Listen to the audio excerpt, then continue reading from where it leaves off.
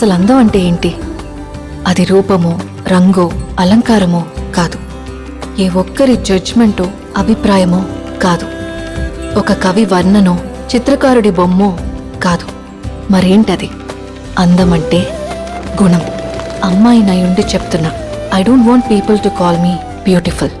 దాని బదులు నీది కష్టపడే తత్వం, నీలో కరుణ ఉంది, నీకు ధైర్యం ఎక్కువ, నువ్వు తెలివైన దానివంటే నాకు సంతోషం. Address us by our qualities. MS Subbulakshmi అంటే భక్తి, అందం కాదు. మదర్ తెరెసా అంటే కరుణ, అందం కాదు. ఐన్ ర్యాండ్ అంటే తత్వం, అందం కాదు. సరస్వతి అంటే విద్య, దుర్గా అంటే ధైర్యం, గౌరీ అంటే తపస్సు, లక్ష్మి అంటే శుభం. ఇలా ఏ దేవతనైనా ఆమె క్వాలిటీస్ కోసమే పూజిస్తారు, ఆమె అందం కోసం కాదు. నీ గుణాలే నీ సంతకమవుతాయి, నీ అందం కాదు.